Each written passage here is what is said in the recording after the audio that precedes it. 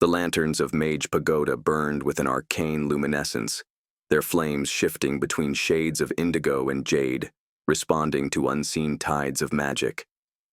This place was a fulcrum upon which the forces of reality could be bent, a bastion of the arcane standing within the ether itself, unmoored from mundane existence.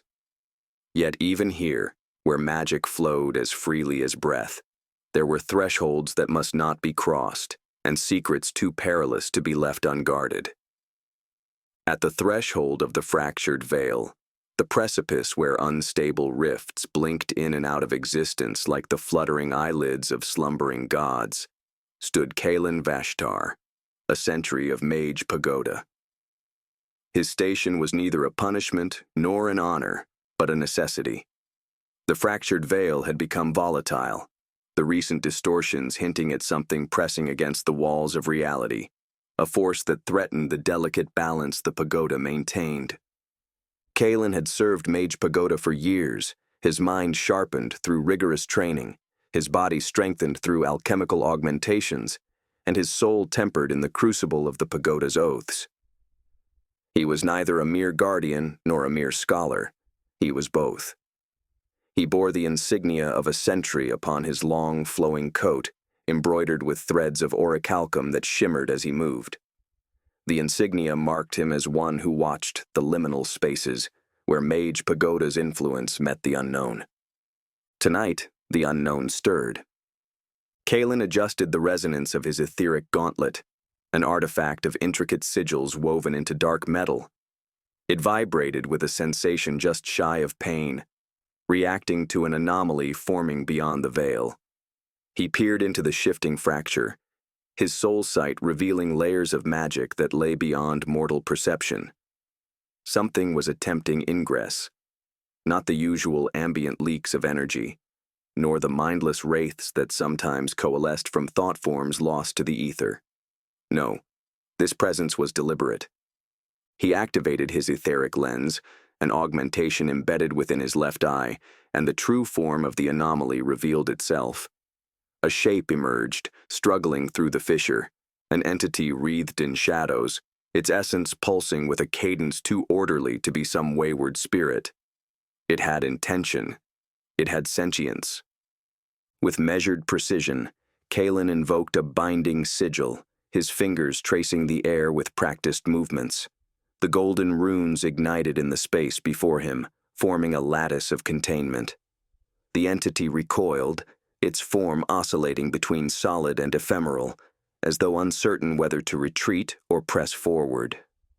Then it spoke. "I seek the master of Mage Pagoda."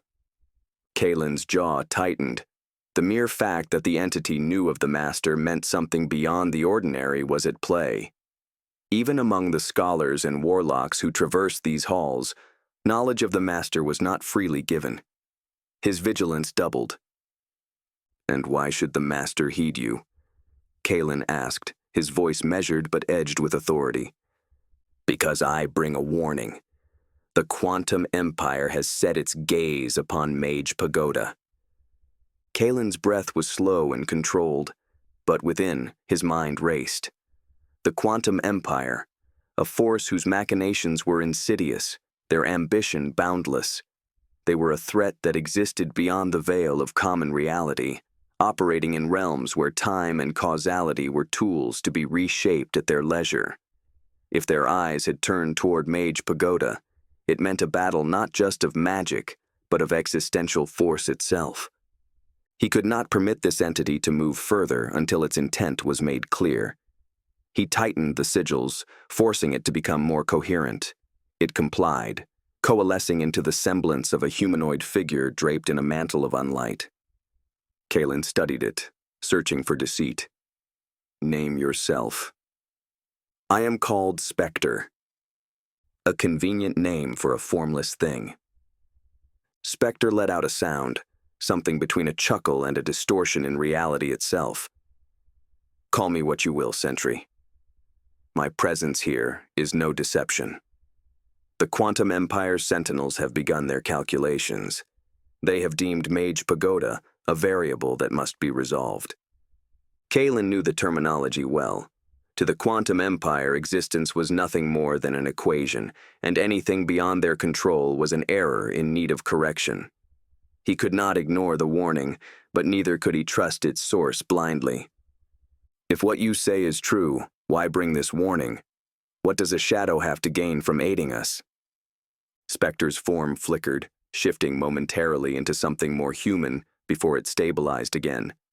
Because the Empire is not my master, and if Mage Pagoda falls, so too does the last bastion of true magic.